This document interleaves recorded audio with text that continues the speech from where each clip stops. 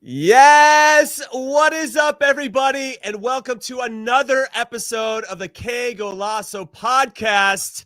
I'm Jimmy Conrad. I'm here with Heath Pearce, and we are going to break down the big comprehensive win 2-0, the U.S. over Jamaica. The Qué Golazo podcast, it starts right now. All right, everybody. Welcome into this one. As you can tell, I'm full of energy. I'm full of vim and vigor, as they like to say. I'm Jimmy Conrad. If you can see me, I look ridiculous because I'm happy. I'm dressed up to the nines with my U.S. gear. I've got my drum. Okay, I'm up for it. I got my megaphone. I'm ready to go, and I got Heath Pearce with me as well. Heath, how are you doing? And what were your initial thoughts about this game? Give me like your 30-second summary. Yeah, I mean, my 30-second summary is just that I thought the U.S. were solid in the first half. I thought Jamaica were very good. When I think about the way that the U.S. Approaches away matches, I think about the same with Jamaica. I was like, okay, they're playing away. They're making it difficult. Yeah, there was the controversial moment at the beginning of the game. We'll get into that. Could have been a red card. But outside of that, I thought Jamaica was like approaching it hard, making it difficult, bunkering in, saying, hey, you guys are so good, then break us down. Let's see you break us down. And then second half, things changed. But overall for the U.S., I was like, this is what I want to see from a home game. I want to see that fight, that energy. And then like we've talked about, once you win the battle, once you earn the right to play on pitch, then we saw some of this individual quality, and it just took a few moments to come out. And obviously, I want to see everybody in the comment section just throwing stuff in there, their thoughts, their takes. We can bring them onto the show to generate some interest and some energy. But yeah, I'm buzzing off this one. Obviously, a lot of things we can learn. What were your initial thoughts? Yeah, I mean, I just thought overall, even though it was 0-0 at half, I never felt like we lost grip of the game. Maybe there was like a 10, 15-minute window there in the first half where you could feel Jamaica kind of get back into it. They weathered our early storm and obviously survived a couple debatable referee calls. And again, we're going to get into that. But overall, I just liked that we were in control, and I was really impressed and excited to see that midfield of Adams, Musa, and McKennie. I think that can be our midfield for many years to come. They're only going to get better. And the fact that Yunus Musa is only 18 years old just completely blows my mind. His IQ for the game is off the charts, and he just seems to make good decisions on the ball more often than not. And you can't say that on a consistent level with a lot of different midfielders. I know we're going to get into, though, or a lot of young players too, into all the players and breaking them down and everything. But first, I have to say, if you're watching us live on YouTube, we can't emphasize enough how much we want to hear from you. So get in the comments section and share your thoughts, ask a question, get things off of your chest. We're not the only ones here that are excited or have some criticisms, potentially of the referees. You know what I'm talking about. And our producer will throw the best comments on screen. Also, I know that some of you are listening on podcast form or on a podcast platform, and that's very nice. We appreciate that. But you know what's even nicer? Subscribing to the Qué Golazo podcast, wherever you get your podcasts, and take a minute to leave us a glowing rating and review so that we can continue to give you this high-quality content. And it's kind of a life hack. You know, you do that now while you listen. You do two things at once, two birds, one stone. That's what we like. So let's talk about the starting lineup. Let's start at the very beginning of this, an hour before kickoff. You see the starting lineup. I already mentioned how much I enjoyed the midfield. For everybody watching or listening, did you like this lineup, or did you have any question marks about it? I'll go with you, Heath Pearce.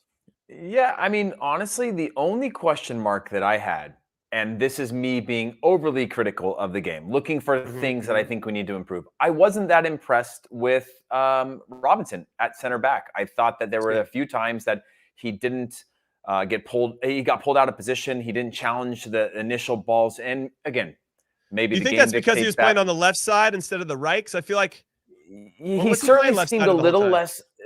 I mean, Mark McKenzie played left last time, and John Anthony Brooks when he's in. And so I felt that he was a little bit uncomfortable in that willingness to leave the position, feeling like he was exposing the back line. And that's just me being critical. I thought he had a great game. I thought he was solid. But in the things that we saw before, where he was willing to challenge that initial entry pass, when he was reading the game a little bit differently, seemed different when he was on the left-hand side. That's, again, me looking through this like fine-tooth comb for something to criticize. I think overall, though, the team, when you look at Yunus Musa, I was still kind of unconvinced as to what he can bring consistently to the national team, because he's young, because he's going to have inconsistencies. But he was so mature, so good, picked and chose his moments. And I think with him on the field, it makes Tyler Adams better, gives him more space. Right. It makes Weston McKennie better, gives him more space. And you just have another guy who's so comfortable in tight spaces and uncomfortable, like in areas of the field that are tense, that you have to be technically very, very sound, that you have to think very, very quickly. His ability to do that made the players around him better, made the game easier for players around him, created a different angle and threat that allowed Tyler Adams to drop deeper, Weston McKennie to find other spaces, and allow the attacking players to stay higher, knowing that now you have somebody who can connect those lines together. So he was one that was super impressive. I know you mentioned him already.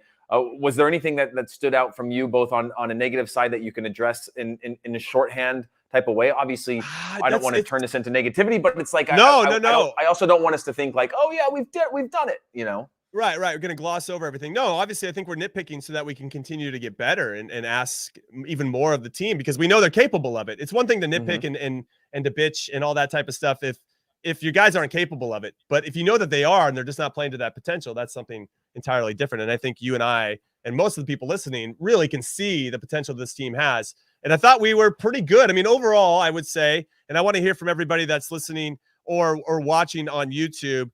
Hit us up with a Y for yes or an N for no if you think that Gregg Berhalter got his lineup right. And here we got one already from Edix, who says, let this team win, some confidence, and for sure we'll qualify. Confidence is a big thing, Edix. And what I'll say that with regard to that and kind of spin it into what I'm saying is that even though things weren't necessarily going right, and I'm curious about what our XG was with regard to this, our expected goals after the game, even though we put them under a lot of pressure in the first half, we didn't have too many clear-cut chances. I actually thought to, let's say, nitpick to kind of go down that. Ricardo Pepi was pretty quiet in the first 45 minutes. And I was wondering if is that Ricardo Pepi, or is it the way Jamaica's set up? Because they clearly were doing something to either nullify the balls getting into him or not allowing him to get in behind. Let me just say something on that real quick. The thought that I have with that is, the difference is I think it's part of the play. I think Jamaica sitting deeper. I think blocking out the lines. I think Yunus Musa and Weston McKennie getting into those spaces makes it ultimately harder to connect or have direct passes into Ricardo Pepi. But what I like about that is that he hasn't been like we've seen with Jossie Zardes, or we've seen with Josh Sargent, or Jordan Pefok to a little bit, or even Daryl TK, where after long periods they go looking for the ball. And they try to figure out a way to be important in a way that we don't need him. Ricardo Pepi, anywhere that he's not near the goal, he knows exactly what he needs to do, right? Get the ball, lay the ball off, get back into good spots. Be busy, be active, try to combination play. But you can see his mind is so simple with what his role is, that all of the other things he brings to the game are simplicity of just getting other people engaged and involved and doing a shift. And so when you see the second half come, he doesn't change his play. He doesn't start playing differently. He's just saying like, okay, I'm still hunting. I'm being patient. And that patience is a really hard thing to teach for a striker, right? When they go, man, I haven't gotten the ball. I'm going to get subbed out. I'm not doing anything. I need to track back. I need to go get some touches on the ball. He just sort of waits for his moments. And of course, he needs to be put into good spots. But the mark of a striker, and what we've talked about with Ricardo Pepi, especially on this show since qualifying started, or this round of qualifying has started, is that his ability to convert. And everybody was critical when he missed a half volley or a weird bouncing chance against Honduras. But you can see here, one chance comes in, he is locked in and ready to go. And he hasn't changed the way he played. He's not in a panic. He's not trying to figure out other ways that he can help the team. He's helping the team in his own ways. But when that chance comes, he's there. And I think there's something to say about that. And, you know, like I've said many times, with a player like that, he makes it look like the defenders aren't paying attention. Nobody's marking him. How could they leave the best goal scorer wide open? How does he just gets tap-ins? There's something to be said about that, you know? And so when I look at the first half, I go, okay, he was quiet. Part of that's the system. But the fact in the second half, just like against Honduras, the team found a way to get him involved and get him into the spots that you need, I think is a sign of maturity. He's not running the channels. He's not trying to be like bigger than he is. Well, to Tony B's comment as well, and to what you're saying, Pepi was quiet in the first half because he wasn't getting that service. And that was from Paul Arriola in particular, so I can see where Tony B feels about Paul Arriola. But with regard to Pepi, I do think they were stacking him up. And even to your point, Heath, if he's there and is still occupying space, because he's demanding that type of attention, it's going to leave pockets of space for other players to occupy. And I thought Brenden Aaronson in particular was doing a very good job as an inverted winger in some ways, because I thought he was picking up the ball or starting more centrally and then running behind that outside back in front of the center back and picking up that spot. We saw him do it effectively in the first and second half. So clearly there was some ideas, and that the width was going to be created by Anthony Robinson and Serginho Dest as both of the wingbacks. And obviously I thought they did pretty well, both of those guys defensively as well. I do want to say, though, Brenden Aaronson I thought was fantastic, and there was definitely some thought behind it. When I'm thinking about Brenden Aaronson, we just saw a comment there from Nomad as well. Do you think based on the performance of Aaronson, and then when Tim Weah came in, he was also very effective, though I think Tim Weah picked up the ball a lot more. He picks it up wider than Aaronson does. I think Aaronson's looking to pick it up underneath a little bit more and shifts and moves around a little bit, whereas Weah, I think, looks to pick it up wide and run in and do his thing. Now, there's going to have to be some controversy, some for me, positive controversy about, like, Pulisic and Reyna weren't even involved, and we didn't miss them. Now, we're playing a Jamaica team that I think is kind of vulnerable right now. They don't have all their best players that they could have on the field. And once we got that first goal, you could see them lose a little belief in what they were doing and what they were setting out to do with their game plan, and maybe trying to just eke out a draw away from home. But talk to me about Aaronson and Weah and potentially the future of Pulisic and Gio Reyna, maybe even Gio Reyna. I think that would probably stand out the most, as maybe him losing potential starting time in the future. Yeah, I think this shows that Gio Reyna at Dortmund is different than Gio Reyna with the national team, and that he's going to have to step his game up to show that not just his abilities, because we know he has the quality and we know he's young and he's going to continue to develop, but that he's got to be able to bring it with the national team, because you've got players chomping at the bit to take your position. You look at, again, Timo Weah coming in. People were pretty upset that he didn't start in the team, and Areola, a more veteran player, started over him. In the form that Timo Weah is in, I think is a solid argument for the U.S. fan to say he should be starting on the field. And you can see the spark that he brought. Obviously, the game was opened up. It's a different dynamic. It's a different score line. But overall, I thought that Tim Weah was good. But Brenden Aaronson, for me, is, again, I just look at him and I go, he does all the things that we want, right? If you are a U.S. fan and you're looking at, you take all of Landon Donovan's comments and try to connect him into a player. That's Brenden Aaronson, right? Respecting the old generations with the hard work and the effort and the sacrifice and the dedication, showing that energy. Yeah. You know, we've all played for teams where you look at a player, a non-quality player, right? Take the national team out of it. Your club team, you look at a guy who fans loved because he would run and tackle everything. You know, like, they built corner flags for them so they know where to put their head up and stay on the field, because they're just chasing everything, and fans go, he's got that heart and that passion. Brenden Aaronson has that. He has that energy that we've talked about being infectious. And so you add that to the quality that his ability to for combination play, his willing dirty work to get into the channels, get into deeper positions, get into pockets, combination play, I just think is really fantastic. I think he's got a long way to go. Would love to see, you know, what everybody else that are watching the show, what their thoughts are on these particular players. Yeah. The one thing that I did want to say, before we move on from this, and I'm happy if everybody that's watching this wants to call me out. I thought that Yunus Musah, Brenden Aaronson, I thought this lineup, right? Let's talk about this lineup in general. It made Tyler Adams the player that I want to see as Tyler Adams be. He didn't have to do all the build-up play. He sat in front of that back line and wasn't forced to have to do more offensively to try to generate things going forward, leaving us exposed. I thought that he was in good spots, and I think the reason he was in good spots is because we had Yunus Musah next to him, Weston McKennie, guys who are willing to do the work both ways, but also stretch the team and pulled their midfield in and out of spaces. And you talk about Brenden Aaronson on one side, Paul Areola, who I thought was a solid in this one as well. Obviously, he's not going to be your Tim Weah who's coming in up with a score line, but overall, I mean, do you think Gregg was wrong on this 11? Would you have? No. I don't think he was wrong. I had some question marks, very similar to Wall Street Hotspur in the chat, who has big question marks over Areola over Weah. And I think that this could be a moment where Gregg does have some trust in some guys that he knows the type of effort he's going to get every single time. That's not a knock on Weah or anybody else that could be playing over Areola, but Areola, he's going to be a little spark plug. He's going to be a pest. He's going to pressure his ass off, and he's going to make it really difficult for the opponent.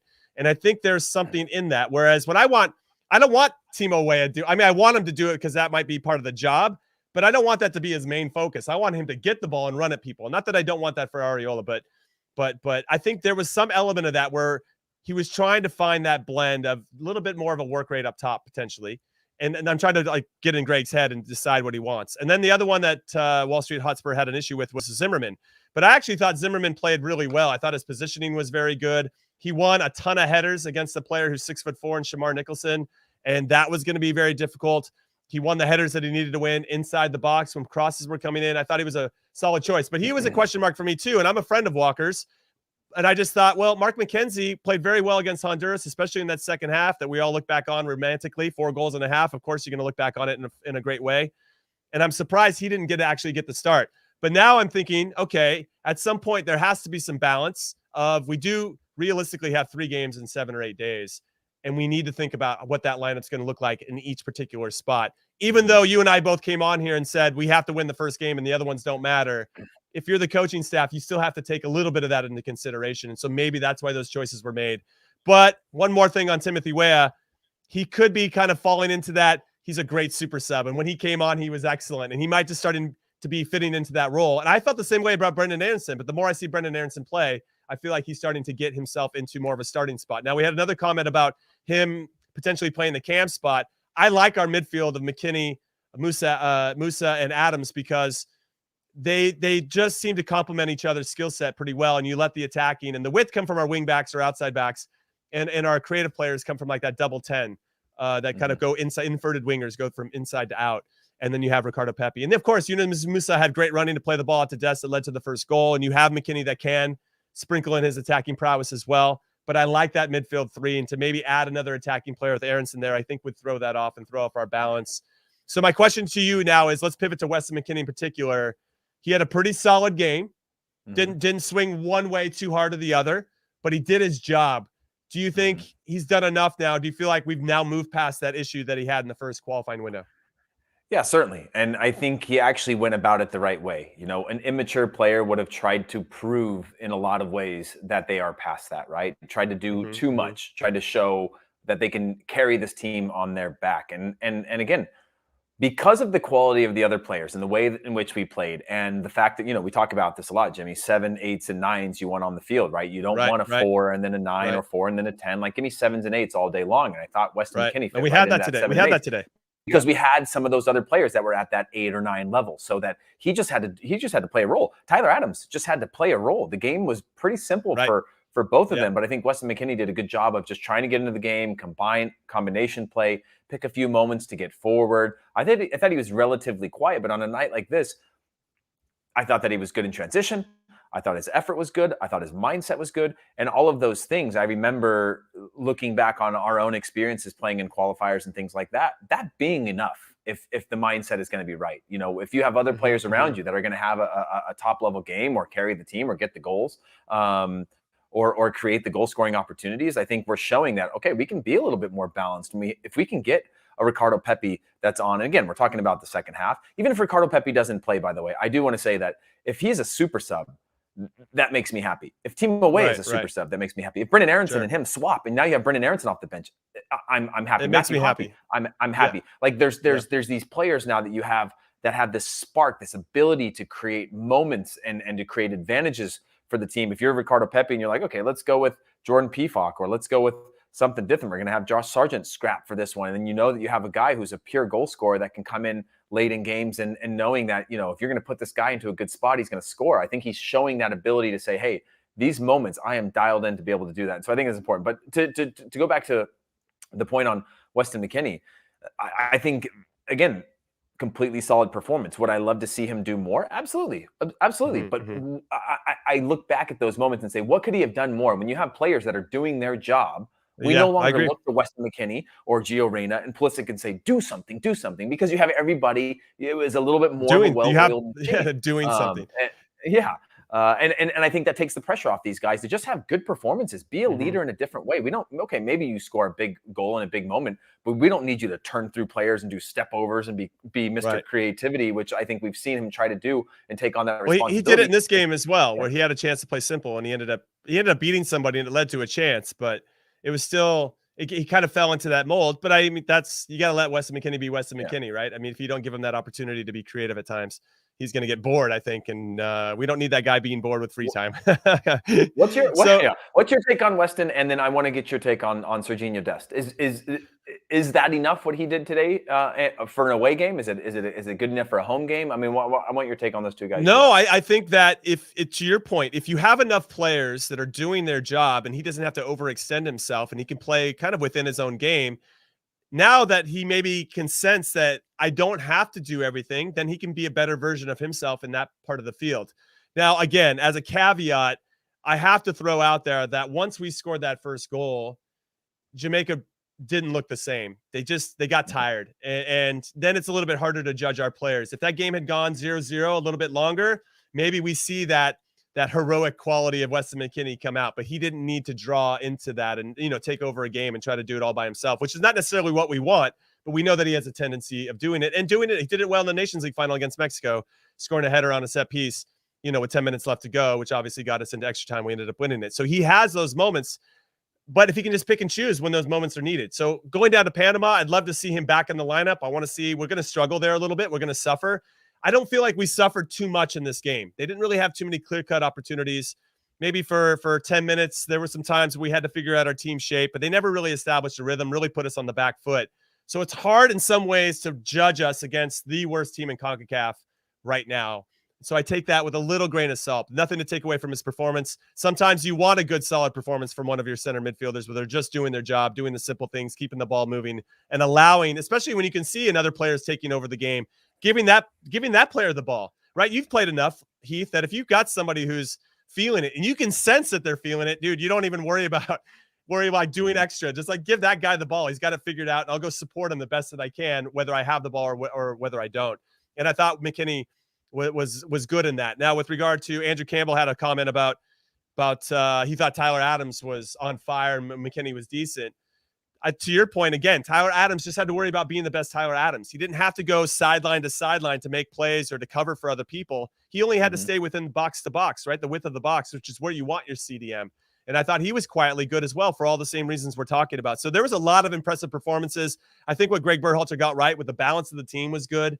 It took us, after halftime, and I wonder what he said to the guys, because all of a sudden Serginho Dest started to attack with a little bit more, and that led to a goal.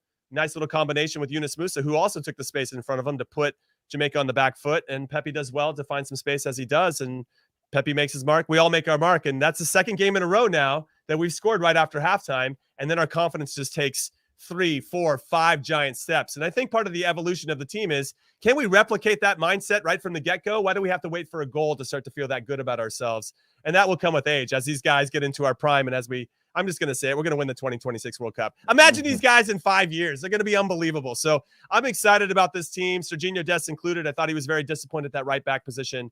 And now there's a question for you, actually, Heath, that I have the same question. Do you think Anthony Robinson has locked down that left back spot? I think he has done everything that we need from him. I think because of the club he plays at, because of his background, because of the DNA of him as a player, he is a fullback first. He's a defender first, which I like. But he's got pace, he's got energy. He picks and chooses his moments really, really well. And that is, especially if you're going to keep going with Serginho Dest, is the balance you need. Somebody that's not going to, we see a lot of times now in the modern system, center backs are split, and now you have your fullbacks high and wide, and they're drifting, kind of following the game. And that can leave you really, really exposed and put a lot of pressure on your two center backs as well as your holding midfielder. And I think he understands that a little more. His recovery time immediately when there was a few turnovers that he had where he sprints back to get behind the ball, get comfortable again. I think that mentality helps when you have a Serginho Dest who's secondarily going to be defending just so he can get the ball back so he can do cool stuff on the ball again. So I can't think of I don't think Serginho Dest is better on that side than Robinson. And I think Robinson's proven to have the tools we need. Now, do I think that's the solution of what we should expect from our left backs? No, I think we should aim higher. I think we should aim greater and bigger. But he's certainly, again, when you look at the quality of his performances, when you look at the consistency of his performances and the type of player that he is, there's not a lot of gaps in his game that worry me in qualifying. He's safe. Again, maybe that's not the recipe to win the 2026 World Cup, but for now, having enough defenders, plenty of time. But having enough defenders that understand defense first and understand the transition game, that understand that, a bad turnover, I need to think pessimistically. I don't need to think someone else is going to fix this. I don't need to think Weston or Tyler's going to step out and put out this fire. We lose that ball. That sort of response, I think, is really, really important to have enough players on the field that do that. And again, the team did that well today, and I think Robinson has that mentality, similar to the way that I was when I was playing as a left back. Like, you understood that at that time, I didn't have the quality to be able to neglect my defensive duties. I had to be very good defensively, and then pick and choose my moments where I could support moving forward. I think he's doing that really well, and I can't think of another player that could possibly bump him at the moment. All right, we'll keep those comments rolling in. We want to hear from you in the comments section, and just kind of think of the comment section as a blank canvas. Paint it with your hot takes. We want the hottest of takes, and those are the ones that we'll address here on the show. Questions, complaints, shout outs, whatever you want. And while you're there, because it's really close to probably where you're typing, hit that subscribe button. That would be very, very cool. So let's talk briefly about this very controversial call at the beginning of the game, 30 seconds into the game. And what's funny about this particular play is that the big buzzword around Gregg Berhalter was verticality. And within 3 passes, we're in behind their. I'm like, the verticality is working. I'm like, let's get vertical.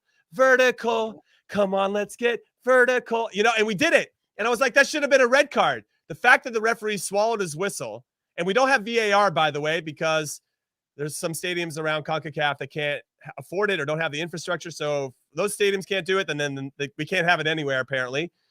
And it reminded me, not like for like, of course, but with a referee making a decision on a human level, saying, even though that was probably the right call to give as a red, it's so early in the game, I can't go 10 versus 11. It's too early. I can't do that. And it reminded me of the 2010 World Cup final when Nigel de Jong basically murdered Xavi Alonso with the bottom of his boot by his Adam's apple. And the referee saw it cleanly and decided not to give a red card because it was so early in the game. And I was like, that seems similar. And I just feel like I'm glad that we got this result to a point where we didn't have to rely on that call or us whining about it. Like, oh, if the referee just went and gave us a red card there, we would have won for sure. And I would have felt that way even if we got a draw, like we dropped some points and the referee screwed us. And then he made another call, or I actually thought it was a clean tackle on Brendan Aronson when he came through. We can maybe differ on that. But give me your initial thoughts. Anybody else that wants to chime in the comments, let us know. Red or not a red? It has to be a red. That first one has to be a red for you, Heath. It does have to be a red. I mean, looking back, I'm much more diplomatic about it because we beat them. We won, right? We scored the goals that we needed to get to 3 points out of this game. Now, when you look at the few of those half chances we gave up in the end of the first half, the header and some of those other things, you lose that luck like perhaps this team could have in the past where they feel a little bit weak and fragile. And now you look back at that moment as something much bigger. I totally understand the argument of like, hey, let the flow. You got 89 more minutes to beat this team. Do you need it now? The guy gets a yellow. He's under danger for 89 minutes. Run at him, get a second yellow if you have to, like whatever it is. But by letter of the law, I think that should have been a red. It was clear and obvious, but it would take a lot of more courage from the ref to do that in that minute of the game. So I fully think it's a red. And again, you and I could be having this argument. If the U.S. drew against Jamaica, I'd be heated. I'd be freaking out. I'd be flipping out. But you could see that the U.S. never looked, like you said at the very beginning of the show, uncomfortable. They didn't look like they were outpaced or that they were going to give up a lot of opportunities. I think this is about as solid as a performance as you can get. It's very rare that you go a whole game without giving up a half chances or a header here or a header there. I think those are ones that they probably could have done better with.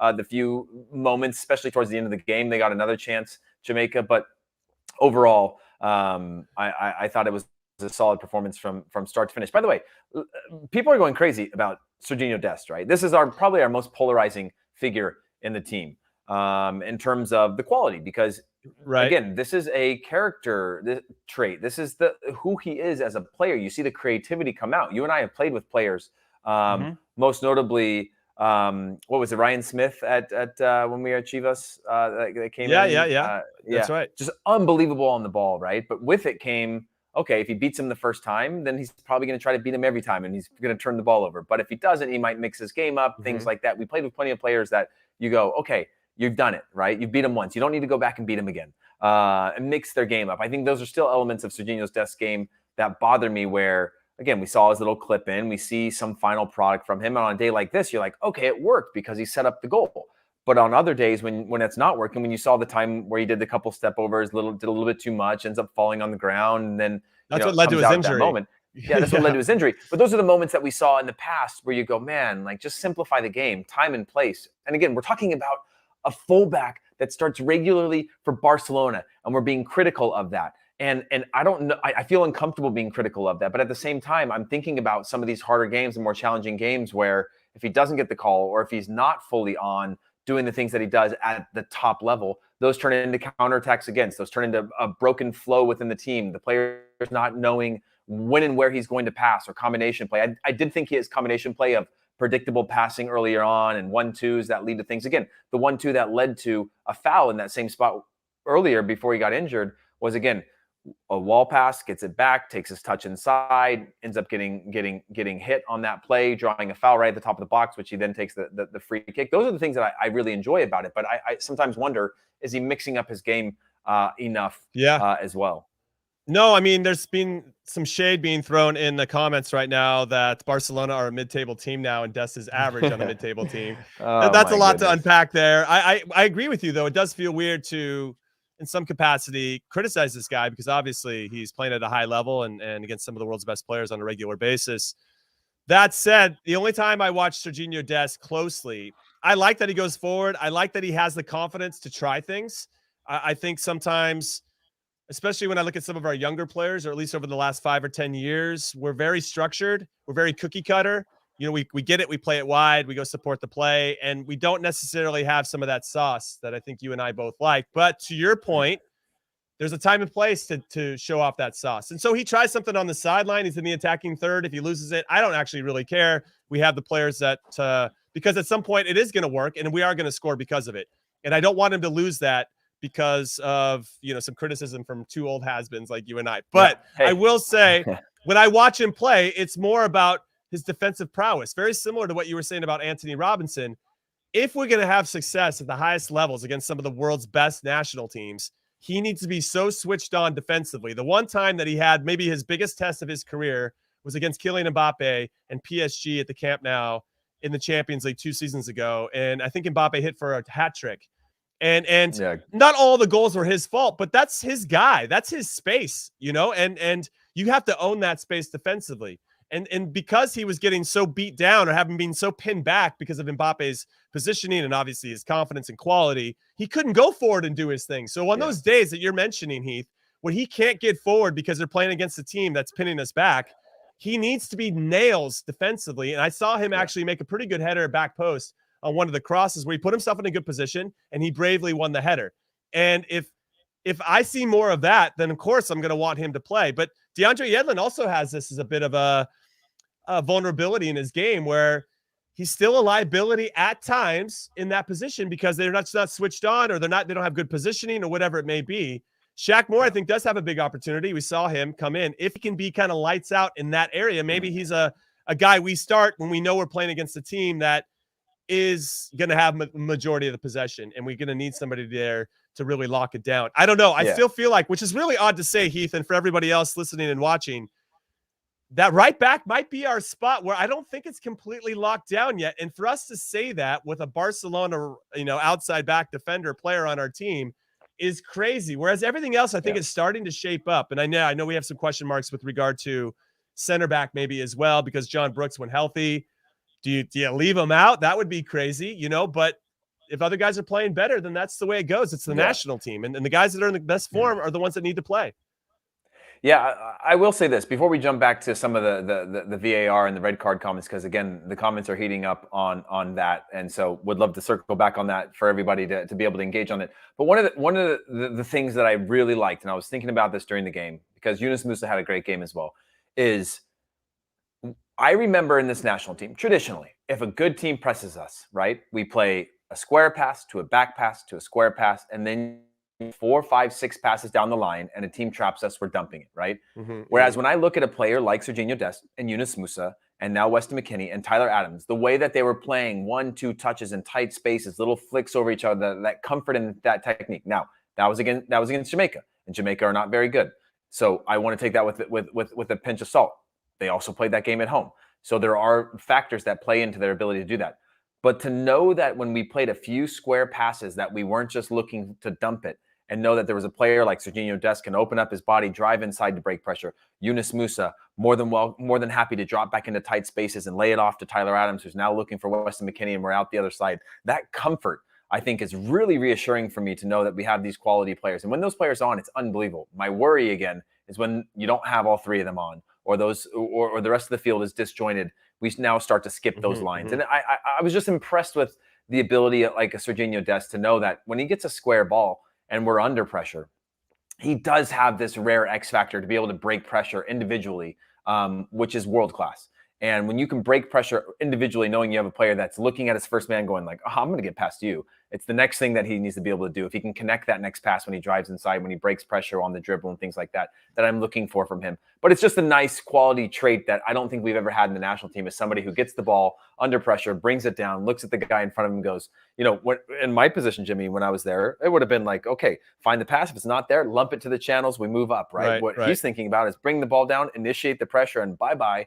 Which is great when it happens, obviously a liability when it doesn't. But I do think that's a unique thing we've never had in the history of this national team out of the back. No, I agree with you. And we're getting some comments with regard to Dest's future in terms of positioning, including the 8. I don't think he'll ever play the 8. But I do think that he could end up being a spot starter for us as I think about this positioning. So thank you for that input there, CG. With regard to maybe when we play 3 center backs, if we go into that formation that Thomas Tuchel has made pretty popular these days, and I'm sure it was there long before him, but he's made it fashionable again. The 3 center backs and the 2 wing backs. I think Serginho Dest plays his best for Barcelona when he's in that formation, and I think he plays best in general when he's in that formation, when he's playing as the right wing back, because he's already in a better starting position to say and do the things that you were talking about, Heath. But when we put him in a back 4, it's just a different kettle of fish in terms of your positioning. And against Jamaica tonight, sure, you're probably not going to get exposed. But we saw it against Canada when you set up with teams that are looking to expose that space. And I know DeAndre Yedlin was in that particular game at that particular moment when Alphonso Davies got in behind him, and that led to their only goal to tie it 1-1. That's when you start to play against teams that do have the quality to punish you for bad positioning. We could get really hurt by Serginho Dest and potentially DeAndre Yedlin, because their instincts and their tendencies are to go forward and to make something happen going forward. They want to go forward. And when they've got the ball, they're going forward. It's like they're running downhill, but when they have to defend, it's like running uphill. Like, man, I don't really want to do this. Well, no, nobody wants to really defend, but you got to put the time in. Is Shaq Moore your guy then? Is no, Shaq not Moore your necessarily. guy when we're talking about having to play against teams that are looking to expose us that way? I thought Jamaica were trying to do that, but obviously lack the quality of an Alphonso Davies or what Mexico can bring, or even some of the other Central American teams can do when they're cheating up a little bit, waiting for that bad turnover. Yeah, no, that's a great question. I don't know if anybody's won it outright. I don't think Shaq Moore's won it outright, or DeAndre, or Serginho. I think you go with Serginho until almost proven otherwise, which means we're going to have to wait for him to make a mistake before you start to consider something else. Or maybe he doesn't.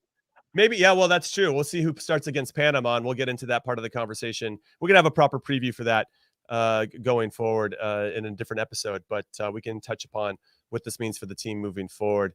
But yeah, with regard to that position overall and the team's performance, I thought it was pretty comprehensive. I'd say that at halftime, I kind of rated it a 5 out of 10. If the referee had called the red card in our favor, then I would have said a 6 out of 10, because we probably would have been a little bit more in charge and dictating more of the flow, because we would have had that man advantage, maybe even higher than that.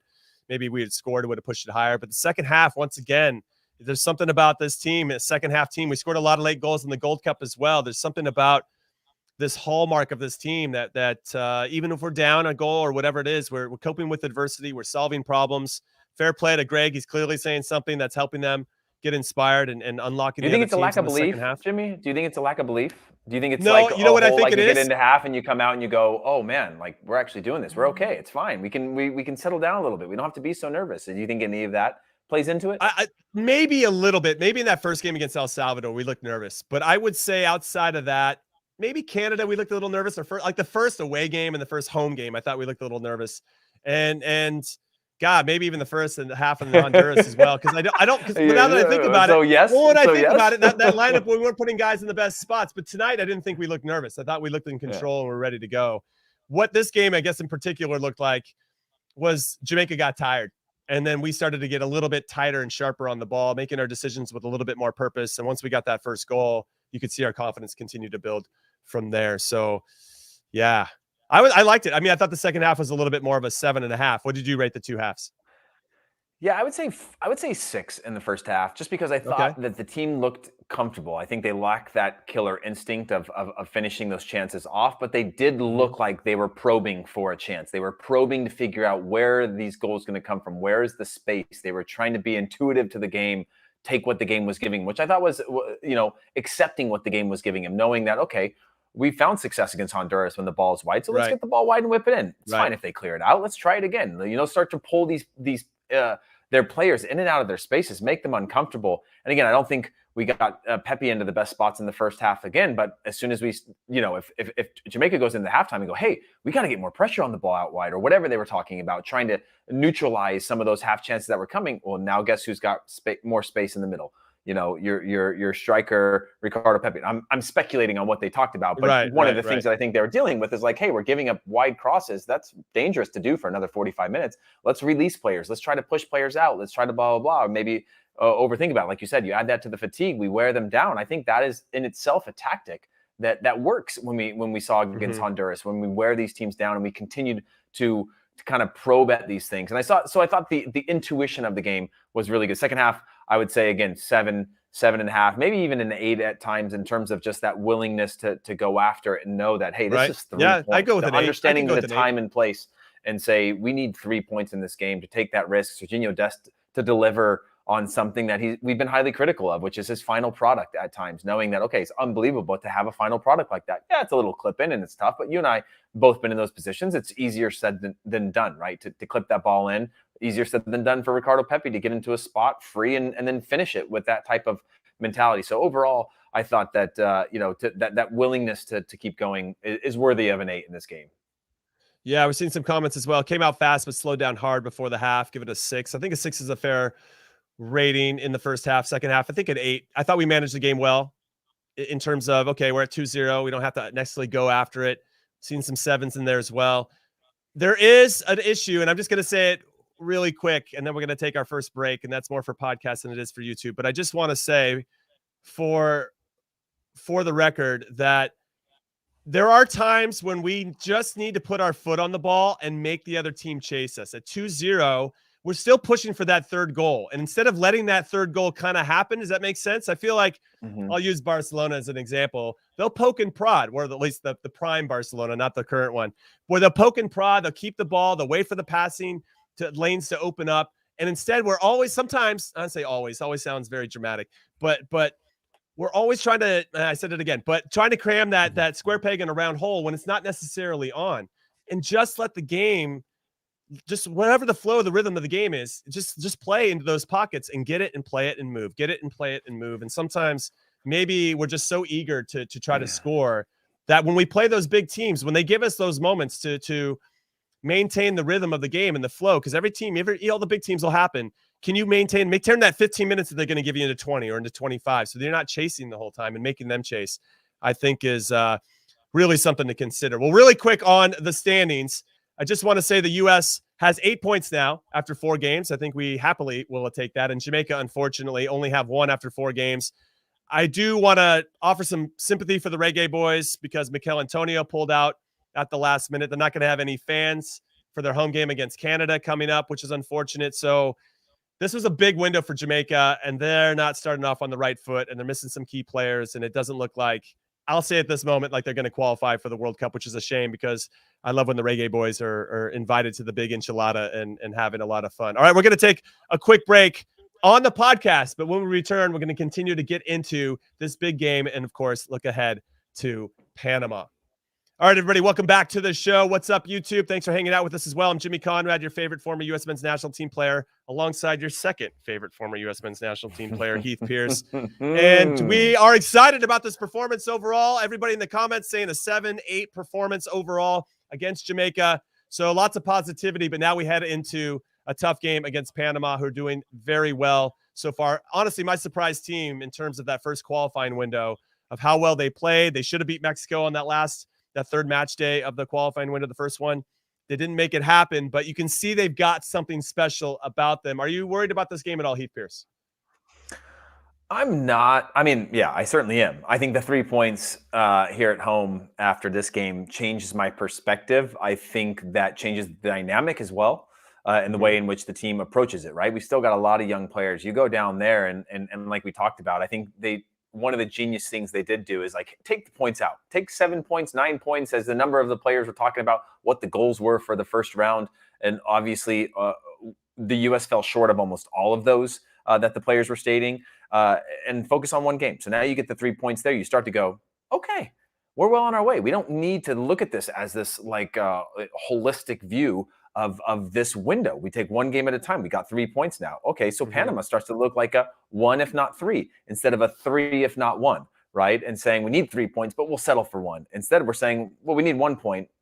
We'd be happy with 3. And I think that changes the dynamic and the pressure of the players, knowing that we're kind of back into the rhythm of what does it mean to go away from home and play. Also, with the success of playing against Honduras, I think there is naturally a chip on the shoulder of these players. I think Gregg could tap back into that and say, hey, this was all built on fight. Yeah, at home, this is probably the closest thing that I remember playing against Jamaica of a dominant, quote unquote, performance for the U.S. in the final round of qualifying at home versus what we're seeing away from home, right? And so I think there's a fight there that I think we need to tap into. Are you worried about Panama? I mean, I guess what worries you? A loss?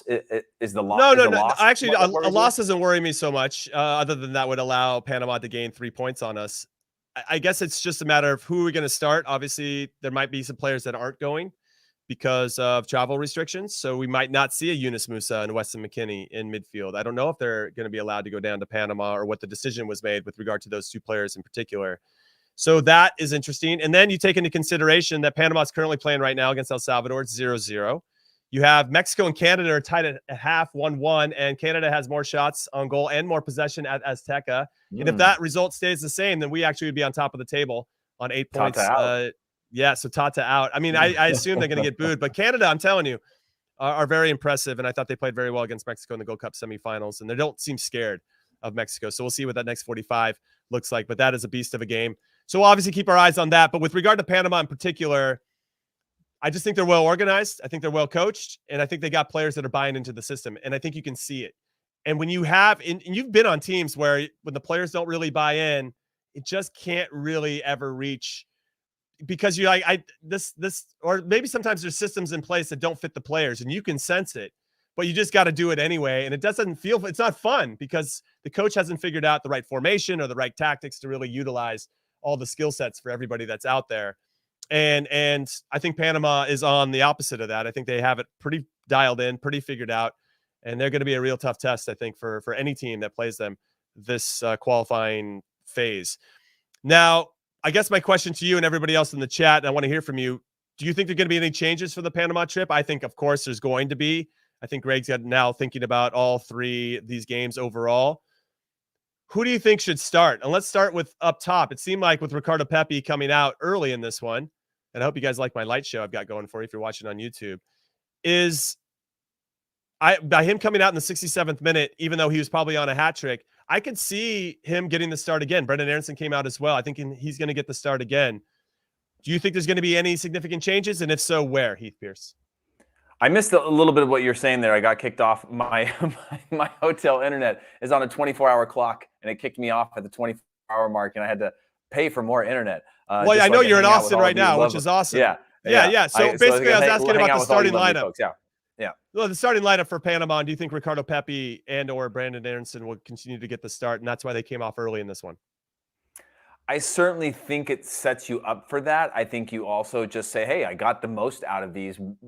Are we at the point of diminishing returns of them? Saying, hey, they did their job. Let's get some other players in for valuable experience. You talk about Luca De La Torre, who could be called upon. He looked comfortable in the few touches that he had. Again, the game is completely different when you're winning 2-0 and you're playing against a weakened side. We there was a comment in here earlier that talked about how Jamaica was supposed to be a top 4 team. They were, when you looked at the players that they were bringing in that were the dual nationals and the capabilities of that. We've seen that with, I think, Curacao and some other nations. Jamaica was going to be one of them, as sort of this resurgence through the quality of this players. Obviously depleted, but when you think about the starting lineup, I'm okay not starting Pepi. Again, I'm from this place of humility, saying we know what we got with him. He's showing that he's got these things. He's showing that he's got these capabilities to score. So if you want to rotate him, if you want to take him off and bring him in later on, I'm not against that. Do you think he's a shoe-in, Jimmy, that he needs to start that game?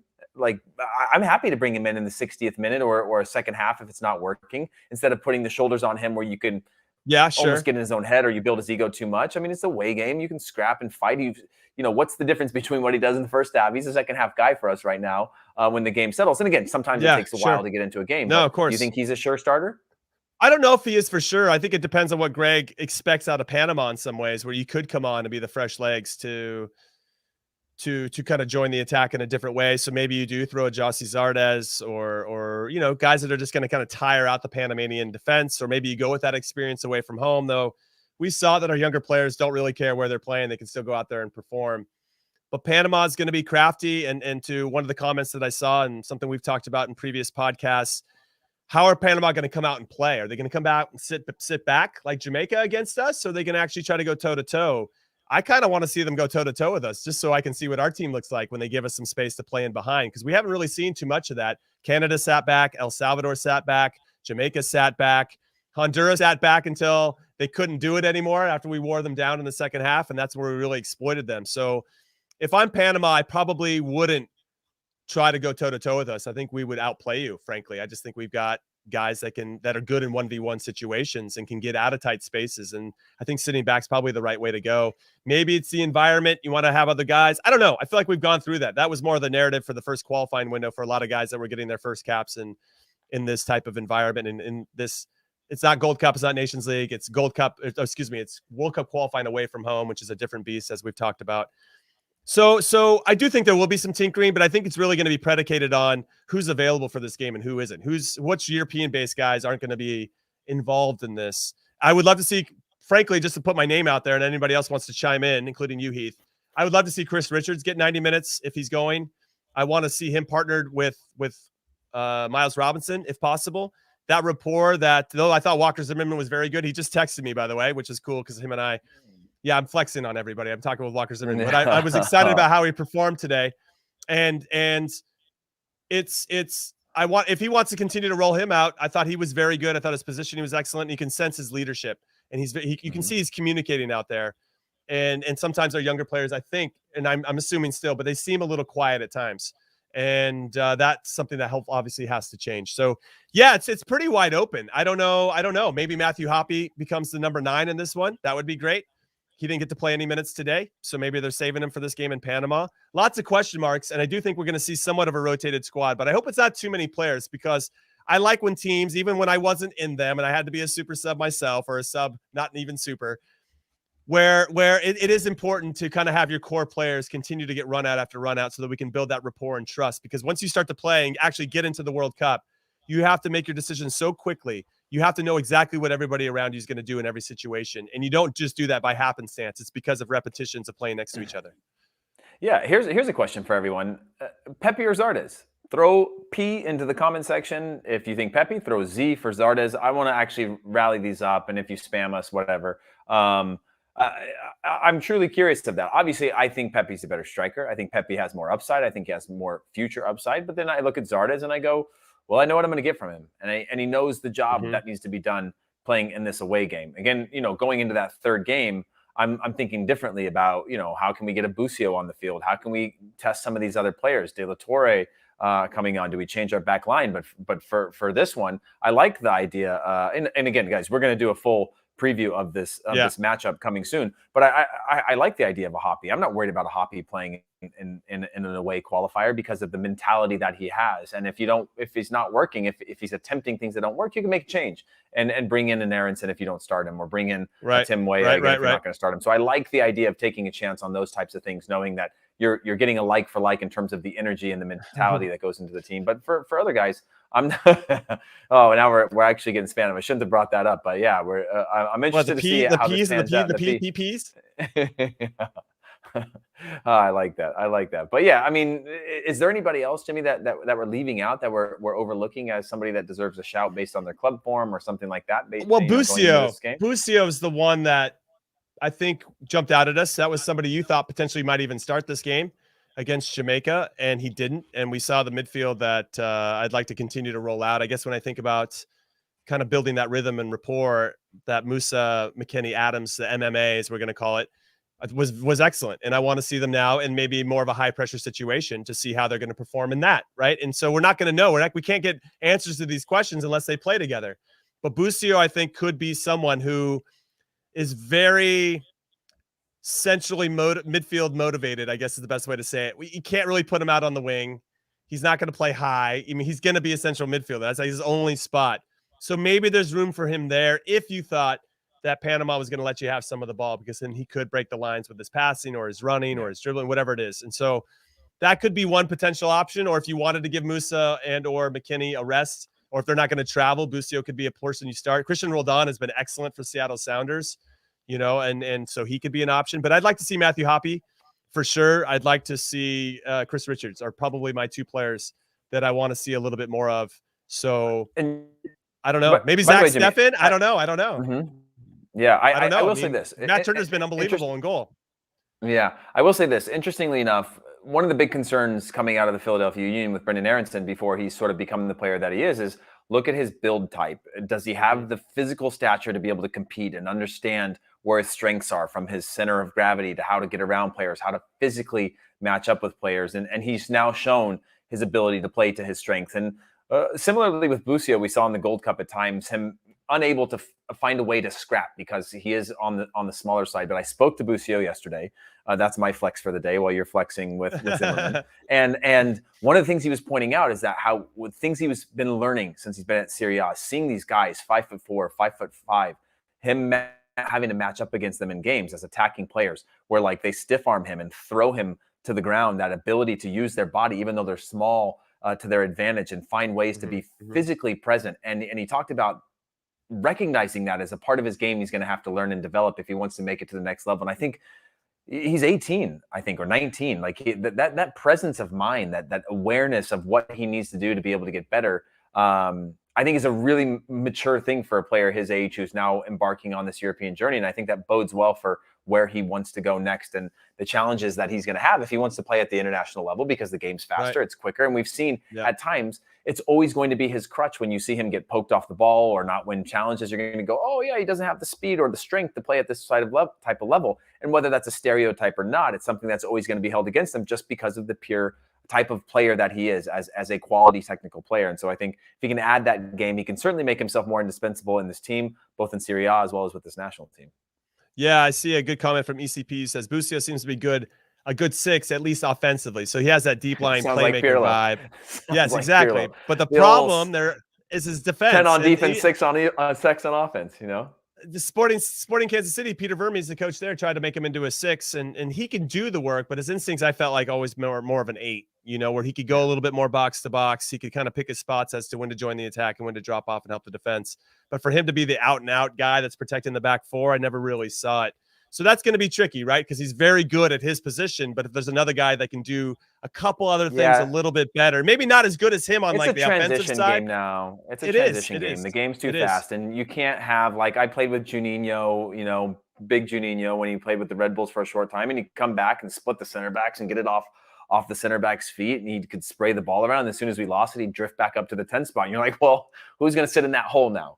The game is just too fast in the transition game with teams, you know, Gegen pressing or pressing higher to win balls in dangerous spots. You need somebody who can get the defensive side of the game immediately, unless you've got world-class center backs that are comfortable on the ball. Unfortunately, this national team is not Manchester City. And so I don't think it's a safe bet to have him at the 6 personally. Yeah. So it's going to be interesting to see if Busio plays and who plays. We got a comment here from Gary who thinks that Weston didn't play very well. Gary's pissed, dude. That's a lot of exclamation points. Gary's pissed.